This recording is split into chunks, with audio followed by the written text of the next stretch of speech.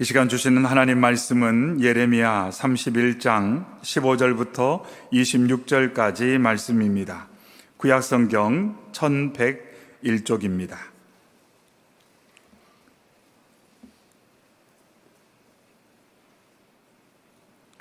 예레미야 31장 15절부터 26절까지 말씀입니다.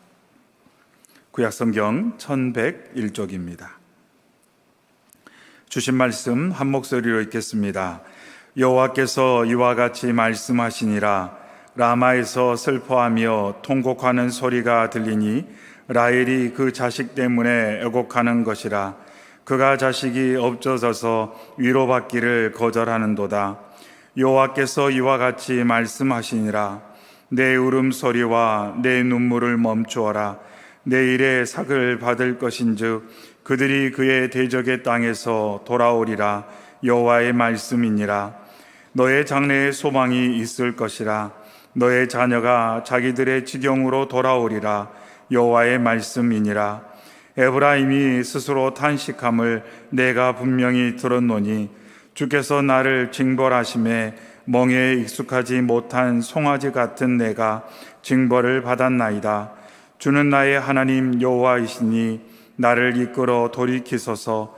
그리하면 내가 돌아가겠나이다. 내가 돌이킨 후에 뉘우쳤고 내가 교훈을 받은 후에 내 벌기를 쳤사오니 이는 어렸을 때의 치욕을 짐으로 부끄럽고 욕됨이니이다 하도다.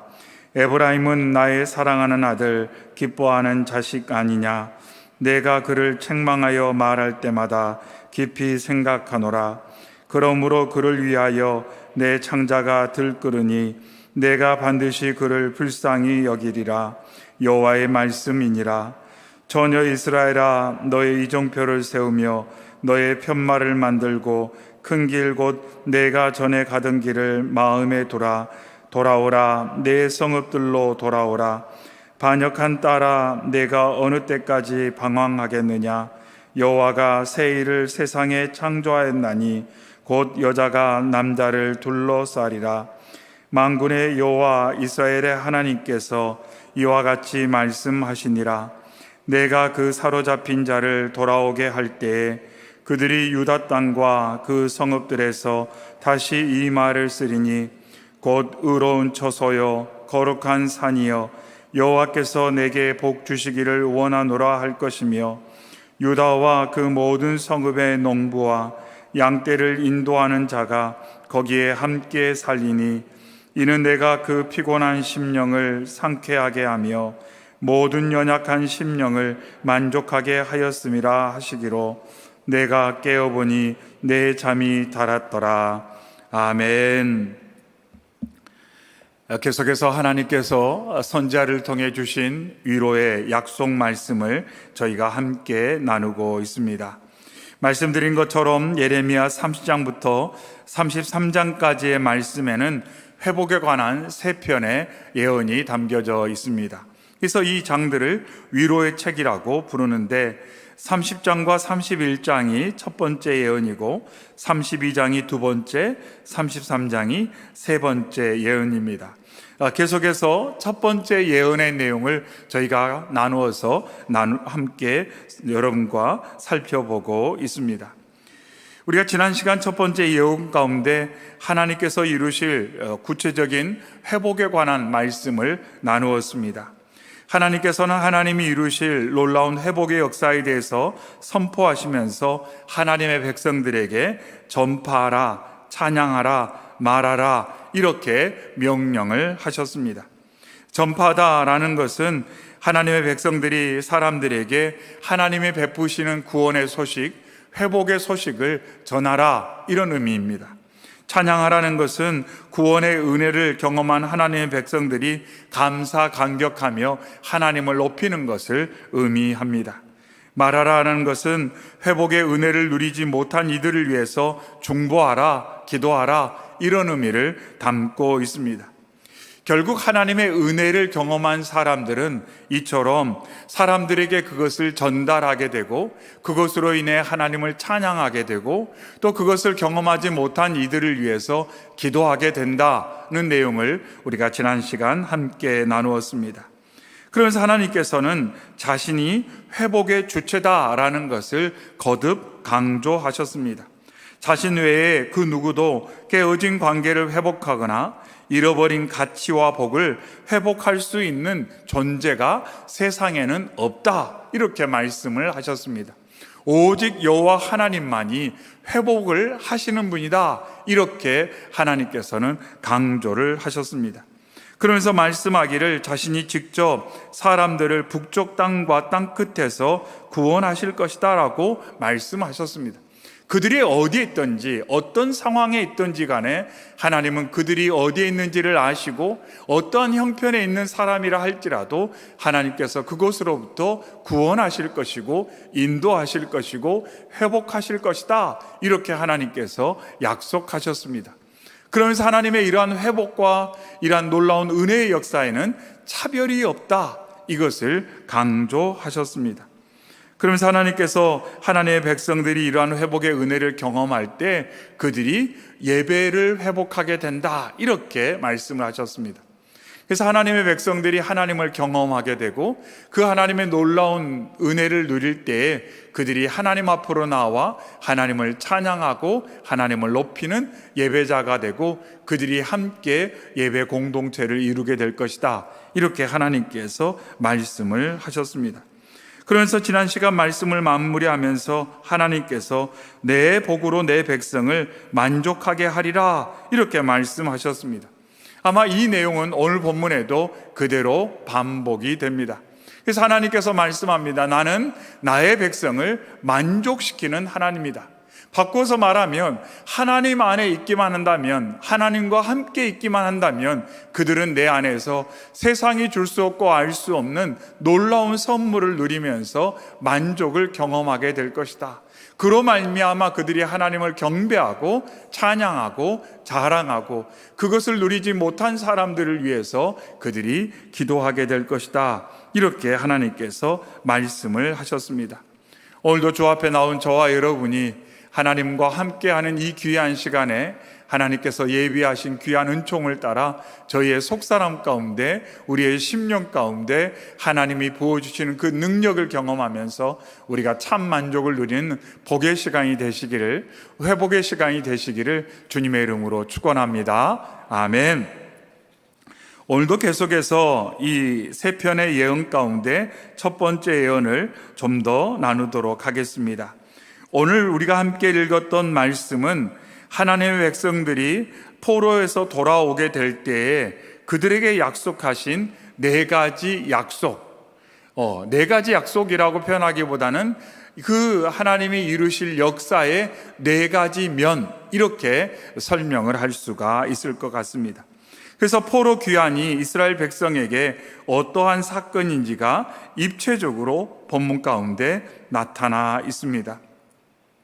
먼저 하나님께서 이 포로 귀환에 대해서, 회복에 대해서 말씀하시면서 하나님의 베푸시는 회복을 경험하게 될 때 사람들이 슬픔과 통곡을 멈추게 된다, 이렇게 말씀을 하십니다. 먼저 오늘 본문 말씀 15절에는 이스라엘 백성들이 어떤 고통 가운데 힘든 시간을 보내고 있었는지 그것이 나타나 있습니다. 여호와께서 이와 같이 말씀하시니라. 라마에서 슬퍼하며 통곡하는 소리가 들리니 라헬이 그 자식 때문에 애곡하는 것이라. 그가 자식이 없어져서 위로받기를 거절하는도다, 이렇게 말씀합니다. 그러면서 이스라엘 백성들의 고통, 그들의 통곡, 그들의 슬픔을 누구와 비교를 하냐면 라헬의 슬픔과 비교를 하고 있습니다. 라헬의 슬픔은 어떤 슬픔입니까?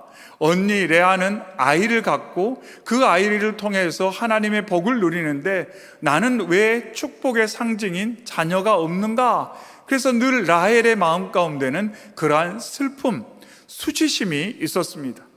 비록 야곱이 늘 사랑한다 말했지만 자녀가 없는 것으로 말미암아 그 마음 가운데 늘 고통과 눈물이 있었던 여인이 바로 라헬이었습니다.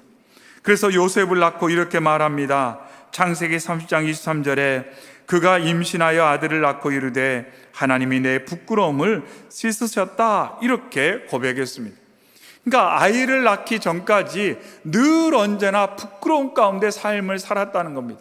수치심 가운데 삶을 살았다는 겁니다.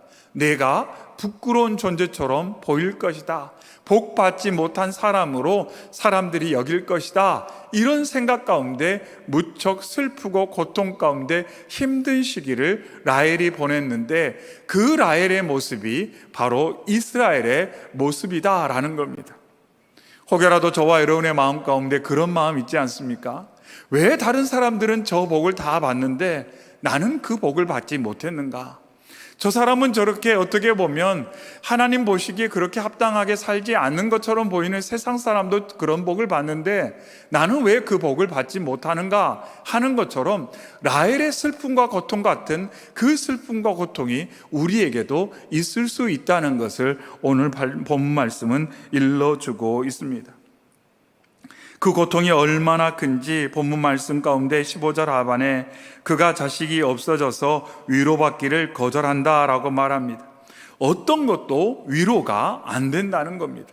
내 삶에 없는 것에 집중하는 순간 어떤 것도 위로가 안 된다는 거예요. 그것이 채워질 때까지 그 어떤 것도 위로가 되지 못하는 상태, 그것을 오늘 본문 말씀 가운데 라헬의 슬픔, 이스라엘의 고통, 이렇게 표현을 하고 있습니다. 하나님께서는 먼저 그러한 이스라엘과 라헬의 고통을 알고 계신다고 말씀합니다. 또한 저와 여러분이 삶 가운데 느끼는 그 연약함으로 인한 고통을 하나님께서 아신다라고 말씀합니다. 그러면서 16절에 여호와께서 이와 같이 말씀하시니라 내 울음소리와 내 눈물을 멈춰라, 이렇게 말씀합니다. 하나님께서 뚝 이렇게 말씀을 하고 있습니다. 하지만 하나님께서 말씀하시는 눈물을 멈춰라, 이 말씀은 강압적으로 눈물을 멈춰라 이렇게 하시는 말씀이 아닙니다. 강압적인 명령이 결코 아니십니다. 울 수밖에 없는 상황은 여전한데 눈물만 멈춰라, 이렇게 하나님께서 말씀하시지는 않는다는 것입니다. 하나님께서는 이스라엘 백성들의 모든 상황을 아시고 그들이 눈물을 흘리지 않을 수 있도록 역사하셔서 조치하시겠다, 이렇게 말씀을 하고 있습니다. 그러면서 16절 하반에 내일의 삭을 받을 것인즉 그들이 그의 대적의 땅에서 돌아오리라 여호와의 말씀이니라, 이렇게 말씀하고 있습니다. 상실했던 것을 회복할 것이다. 그들이 없어졌다고, 잃어버렸다고, 내게 없다고 고통스러웠던 그 모든 상황 가운데 하나님께서 역사하실 것이다, 이렇게 하나님께서 약속을 하고 있습니다. 그러면서 17절에 너의 장래에 소망이 있을 것이라 너의 자녀가 자기들의 지경으로 돌아오리라 여호와의 말씀이니라 거듭 강조하고 있습니다. 그러면서 하나님께서 장래에 소망이 있기 때문에, 내가 너의 삶 가운데 놀라운 계획을 가지고 있기 때문에 지금 당장 비교하여서 없는 것처럼 보이는 그것 때문에 슬퍼하지 말아라. 실패했다고, 없어졌다고, 없다고 단정 짓지 말아라, 이렇게 하나님께서 말씀을 하고 있습니다. 자꾸 없는 것만 보다 보면 있는 것에 대한 감사는 사라져 버립니다. 그리고 나의 삶이 늘 언제나 이처럼 없는 것으로 힘든 시간을 보낼 것처럼 비관적인 낙심하는 마음이 들 수도 있습니다. 그런데 하나님께서 말씀합니다. 너의 장래에 소망이 있을 것이다, 이렇게 하나님께서 강조를 하고 있습니다. 하나님께서는 하나님과 함께하는 이들의 미래에 소망이 있다고 말씀합니다. 그러기에 보여지는 상황과 환경에 주도되지 말고 약속의 주님을 의지하고 소망 가운데 기다리라고 말씀하십니다. 근데 말씀을 읽으면 믿음의 사람들이 동일한 고백 가운데 삶을 산다는 것을 알 수가 있습니다. 바울 사도도 로마서 8장에서 말하기를 우리가 소망으로 구원을 얻었음에 보이는 소망이 아니니 보는 것을 누가 바라리요 만일 우리가 보지 못하는 것을 바라면 참음으로 기다릴지니라, 이렇게 성도들을 격려했어요. 지금은 다 보이지 않습니다. 다 실현된 것 같지는 않습니다. 하지만 하나님께서 살아계시고 성령이 우리 안에서 말할 수 없는 탄식으로 기도하며 합력하여 선을 이루도록 하나님이 역사하고 계시기 때문에 보여지는 것으로 부정적 단정을 하지 말고 하나님께 소망을 두고 잠잠히 기다리십시오. 하나님을 신뢰하십시오. 이렇게 바울 사도도 성도들을 격려하였습니다. 오늘도 이 시간 주 앞에 나온 저와 여러분이 없는 것, 연약한 것 바라보며 부정적 감정으로 우리의 마음이 어두워지는 것이 아니라 우리의 삶 가운데 소망을 주시고 놀라운 계획을 선포하시는 하나님을 믿는 믿음 안에서 소망을 얻고 힘을 얻는 복된 시간이 되시기를 주의 이름으로 축원합니다. 아멘. 그러면서 이제 한 걸음 더 나아가서 하나님께서 자신들이 행한 죄로 인하여 탄식하고 회개하는 이들에게 은혜와 긍휼을 베푸신다, 이렇게 말씀하고 있습니다. 그래서 처음 나왔던 내용들은 뭐냐면 이스라엘 백성들이 상실로 인해서 슬퍼하고 고통스러워하는 그 모든 것을 아시고 하나님께서 장래에 소망이 있다, 이렇게 말씀을 하셨고, 이제 두 번째로는 자신들의 잘못에 대해서 통곡하는 이스라엘 백성들을 하나님께서 격려하시고 그들의 회개를 기뻐하시고 하나님께서 다독여 주시는 내용이 18절부터 20절까지 기록되어 있습니다. 먼저 18절과 19절의 말씀에는 이스라엘의 회개하는 모습이 나타나 있습니다. 에브라임이 스스로 탄식함을 내가 분명히 들었노니 주께서 나를 징벌하심에 멍에 익숙하지 못한 송아지 같은 내가 징벌을 받았나이다. 주는 나의 하나님 여호와이시니 나를 이끌어 돌이키소서. 그리하면 내가 돌아오겠나이다. 내가 돌이킨 후에 뉘우쳤고 내가 교훈을 받은 후에 내 벌기를 쳤사오니 이는 어렸을 때의 치욕을 짐으로 부끄럽고 욕됨이니다, 이렇게 고백하는 내용입니다. 먼저 여기서 스스로 탄식하다라는 표현인데 이것은 어떤 물체가 앞뒤로 흔들리는 모습입니다. 즉 사람이 너무너무 괴로워서 어떤 일도 하지 못하고 슬픔에 잠긴 그 모습을 표현하고 있습니다. 그래서 이스라엘 백성들이 모든 것을 상실하고 나서 그 상실이 죄의 결과라는 것을 깊이 인식하고 그들이 뉘우치고 탄식하고 회개하는 장면이 여기에 담겨져 있습니다. 먼저 이스라엘 백성들은 자신들이 당하고 있는 고통이 징벌이라는 것을 인정했습니다. 18절 중반에 주께서 나를 징벌하심에 멍에 익숙하지 못한 송아지 같은 내가 징벌을 받았나이다, 이렇게 고백합니다. 그러면서 자기를 누구에 비교하냐면 송아지에 비교를 해요. 어떤 송아지요? 멍에 익숙하지 못한 송아지. 즉 전혀 길들여지지 않는, 길들여지기를 원치 않았던 목이 곧은 목이 뻣뻣한 백성이었음을 그제서야 그들이 인정하게 되었다는 것입니다. 내가 하나님의 교훈을 조금만 더 받았더라면, 하나님의 말씀에 좀 더 귀를 기울였더라면, 하나님께서 나를 인도하시는 곳으로 내가 좀 더 순응하고 순종하고 나아갔더라면 이런 지경이 되지 않았을 텐데, 내가 목이 뻣뻣해서 목이 곧아서 송아지처럼 멍에를 거절해서 나의 삶이 이렇게 되었구나, 우리가 이렇게 되었구나 하는 이스라엘 백성들의 탄식 어린 인정의 말이 여기에 담겨져 있습니다. 그러면서 18절 하반에 주는 나의 하나님 여호와이시니 나를 이끌어 돌이키소서. 그리하시면 내가 돌아오겠나이다, 이렇게 뉘우치며 고백을 하고 있습니다. 하나님만이 나의 하나님 여호와십니다, 이렇게 고백을 하고 있습니다. 잃고 나서야 그제서야 사람은 깨닫게 되더라는 겁니다. 참 이것이 너무너무 안타깝습니다. 뭔가를 잃고 나서야, 상실하고 나서야, 그제서야 무엇이 중요한지를 깨닫는 것이 우리의 연약함이라는 것입니다. 오늘 말씀을 통해서 우리가 우리의 인생 가운데 가장 중요한, 우리가 출애굽기 말씀을 통해서도 계속 새벽에 나누는 하나님의 임재와 동행하심이 우리의 삶 가운데 가장 중요함을 우리가 잊지 않고 오늘도 주님께 집중하고 주의 인도하심을 따라가는 저와 여러분 되기를 소망합니다. 아멘. 그래서 후회할 일을 만들지 않는 것이 지혜입니다. 후회하지 않을 일을 만들지 않는 것, 후회할 일을 만들지 않는 것이 지혜다라는 것을 여기서 알 수가 있습니다. 그래서 이스라엘 백성이 18절 하반에 계속 이어서 19절에 말합니다. 내가 돌이킨 후에 뉘우쳤고 내가 교훈을 받은 후에 내 벌기를 쳤사오니, 이제서야 뉘우치고 교훈을 받게 되었습니다. 이렇게 말하고 있어요.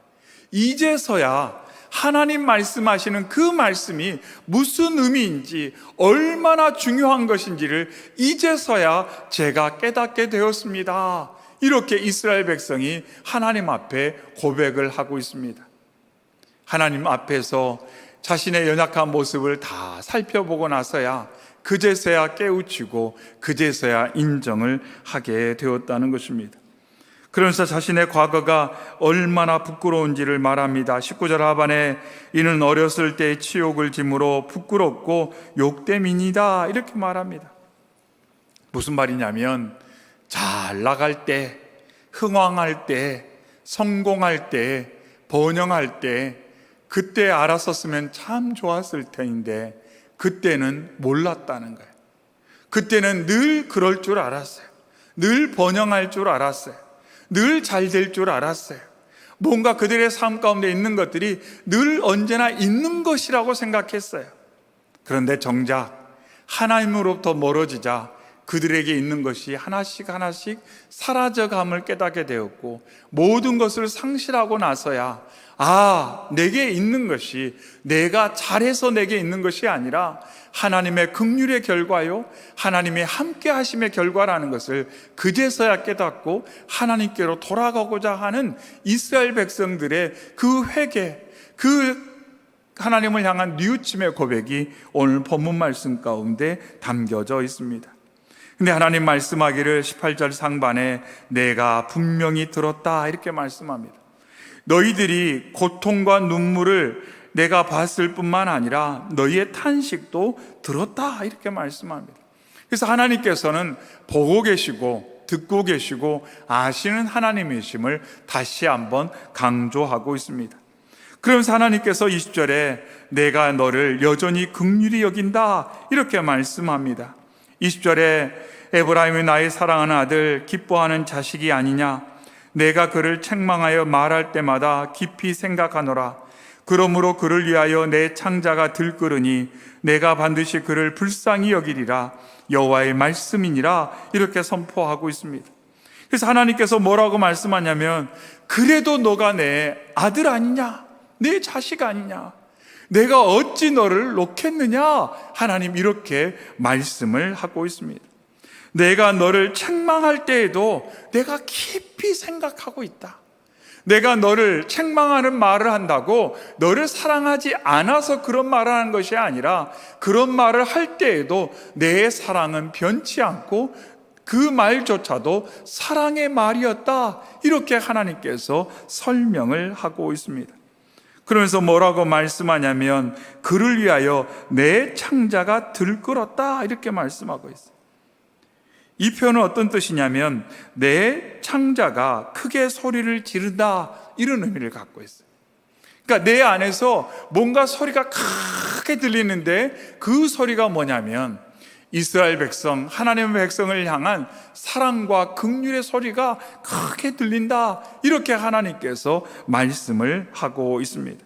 그래서 내가 반드시 그를 불쌍히 여기리라, 이렇게 말씀을 하고 있습니다. 하나님께서 오늘도 저와 여러분을 향해서 말합니다. 내가 너를 불쌍히 여기리라. 내가 너를 불쌍히 여기리라. 왜냐하면 너가 내 아들, 딸 아니냐, 내 자식 아니냐, 내가 어찌 너를 놓겠느냐, 내가 너를 불쌍히 여기리라. 하나님 오늘도 말씀하고 있습니다. 하나님께 용서받지 못할 죄 없습니다. 하나님께서 너 왜 그렇게 살았느냐, 이제는 끝이다, 말할 사람 없다는 것입니다. 하나님은 이 땅의 모든 심령을 긍휼히 여기시고 그들이 돌아오기를 기다리며 돌아오는 이들을 받아주심을 오늘 말씀을 통해 강조하고 있습니다. 그러면서 21절에 처녀 이스라엘아, 너의 이정표를 세우며 너의 편말을 만들고 큰 길 곧 내가 전에 가던 길을 마음에 두라. 돌아오라, 내 성읍들로 돌아오라, 이렇게 말씀하고 있습니다. 방금 전에 하나님께서 이스라엘 백성, 하나님의 백성들을 아들, 자녀, 자식 이렇게 표현하시다가 21절에서는 다시금 처녀라는 호칭을 사용하고 있습니다. 전에도 말씀을 나눈 것처럼 그들의 잘못된 과거를 깨끗이 잊으시고 그들을 온전하고 순결한 존재로 여기시고 받아들이시겠다는 거예요. 내 아내로, 내 신부로 맞아들이시겠다. 하나님 이렇게 말씀하시면서 돌아와라, 돌아와라, 제발 돌아와라 이렇게 말씀합니다. 22절에는 반역한 딸아 내가 어느 때까지 방황하겠느냐 이렇게 말씀하고 있습니다. 이스라엘을 처녀라 부르시면서 또한 반역한 딸아 이렇게 하나님께서 말씀하고 있어요. 즉 반역과 방황을 멈추고 돌아와라 이렇게 말씀하고 있어요. 반역과 방황을. 호세아가 호세아의 아내를 향해서 방황하지 말고 돌아와라 말한 것처럼 하나님께서 처녀 이스라엘아 방황하지 말고 돌아와라 이렇게 말씀을 합니다. 반역한 딸아, 아버지를 부정하고 다른 사람을 향해 아버지라고 불렀던 내 자식들아 이제 돌아와라 이렇게 하나님께서 말씀을 하고 있습니다. 돌아오기만 하면 내가 모든 것을 회복해 주겠다 이렇게 말씀하시면서 여호와가 새 일을 세상에 창조하였으나니 곧 여자가 남자를 둘러싸리라 이렇게 말씀하고 있습니다. 하나님께서는 돌아오라고 말씀하시면서 새 일을 창조하시겠다고 말씀하십니다. 그러면서 그 새 일을 여자가 남자를 둘러싸리라 이렇게 말씀하고 있어요. 좀 이해하기 어려운 표현입니다.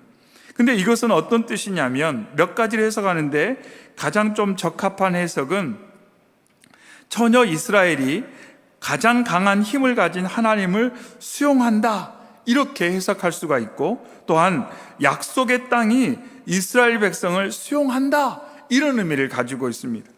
그래서 한글 개역성경에서는 여자가 남자를 안으리라 이렇게 번역을 했어요. 둘러싸리라 이 표현을 이전에는 안으리라 이렇게 번역을 했다는 거예요. 그러니까 결과적으로 여기서 강조하는 것은 뭐냐면 하나님께서 하시는 새 일이라는 것은 수용이에요. 수용, 받아들이는 것. 깨어졌던 관계가 모두 회복되면서 서로가 서로를 수용하는, 즉 하나님께서 반역한 딸 같은 이스라엘, 패역한 처녀였던 이스라엘을 이제 돌아오기만 하면 수용하시겠다라고 말씀한 것처럼 그들이 하나님을 수용하고 그들이 고향으로 돌아가서 이제 가나안이 그들을 수용할 것이다 이렇게 하나님께서 말씀을 하고 있습니다. 그래서 하나님이 하시는 회복의 역사의 중심되는 축은 뭐냐면 바로 수용이라는 것입니다. 하나님이 저와 여러분을 수용하고 우리가 그 은혜를 힘입어 하나님께 수용받을 뿐만 아니라 하나님을 우리가 또한 수용하고, 그래서 하나님 안에 내가 있고 내 안에 하나님이 계시고, 또한 더 나아가서는 우리끼리 수용하는, 모든 피조세계가 서로를 수용하는 놀라운 역사를 하나님께서 여기서 말씀을 하고 있습니다. 하나님께서는 이러한 수용의 역사를 완성하실 것이다 라고 말씀합니다.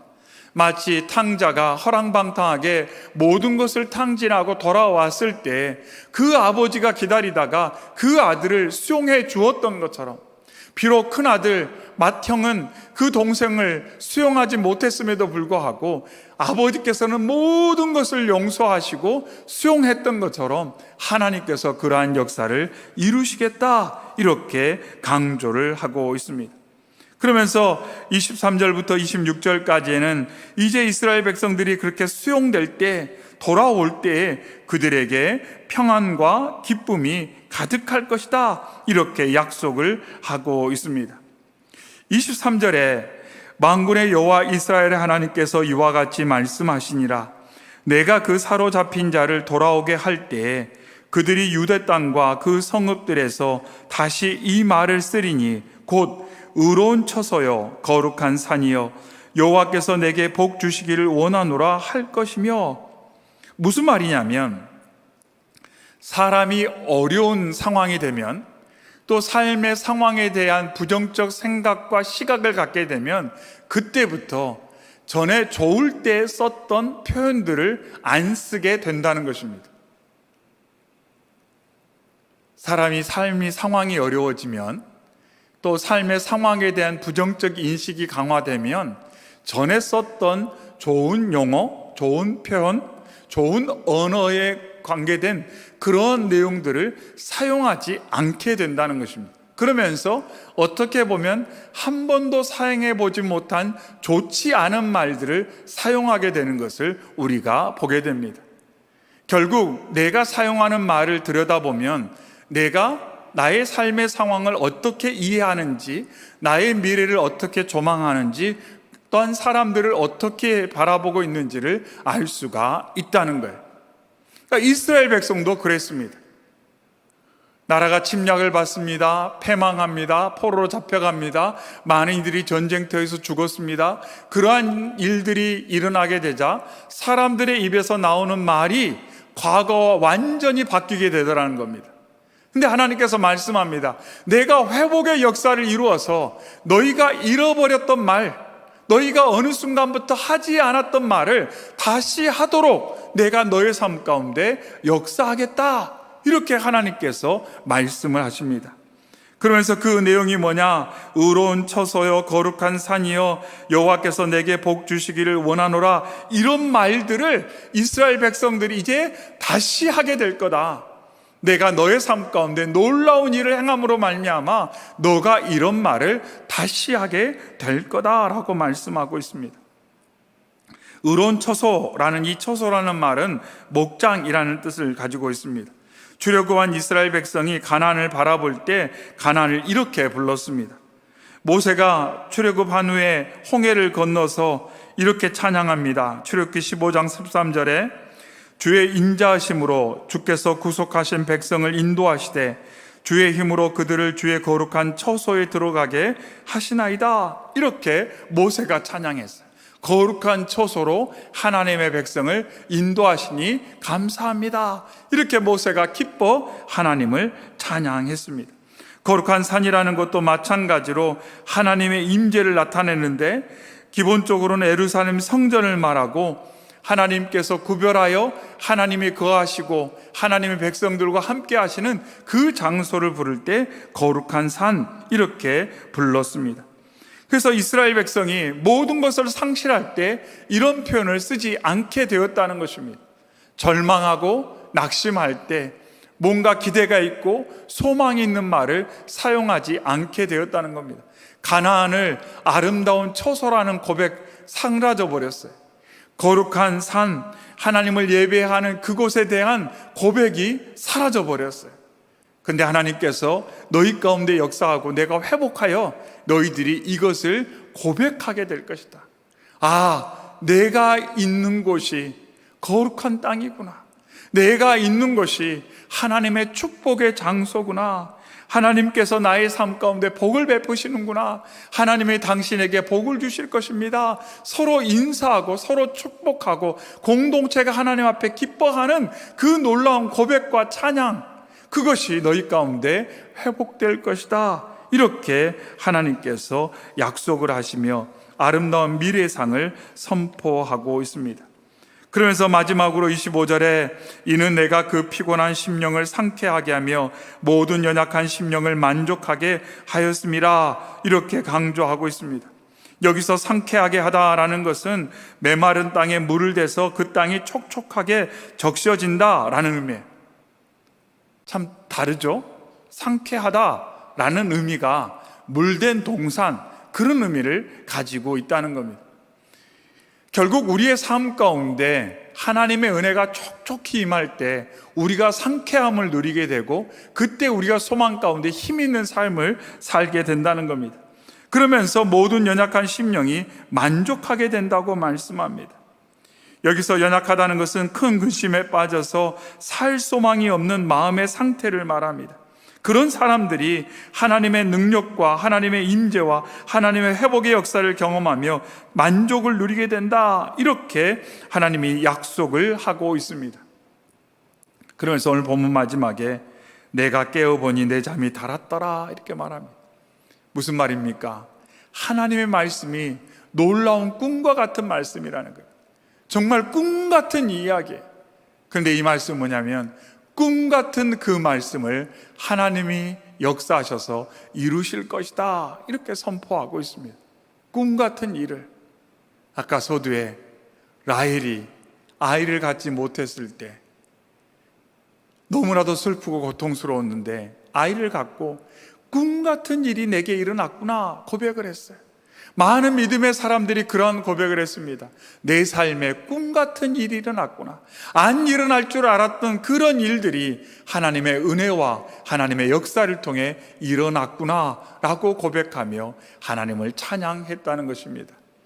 오늘도 이 시간 주 앞에 나와 예배하며 기도하며 말씀 앞에 선 저와 여러분이 오늘의 말씀을 아멘으로 함께 받기를 바랍니다.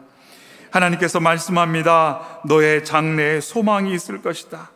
피곤한 심령을 상쾌하게 하고 모든 연약한 심령을 만족하게 하시겠다고 말씀하고 있습니다. 내 삶이 메마른 광야 같은 삶이 아니라 물된 동산같이 하나님께서 변화시켜 주시겠다고 말씀하고 있습니다. 이 시간도 주신 말씀을 굳게 붙들고 하나님, 제가 이 말씀을 붙들고 살아가겠습니다. 때때로 보이는 삶의 상황이 광야처럼 보이고 때때로 보여지는 삶의 상황이 내 마음 가운데 부정적 생각과 부정적 미래관을 갖도록 자꾸 압박하는 그 상황 가운데서도 하나님, 제가 주님의 약속 붙들고 나와 함께 하시는 하나님이 나를 향해서 너가 내 자식이 아니냐, 너가 내 딸이 아니냐 말씀하시는 그 하나님의 부르심을 제가 믿고 나아가겠습니다.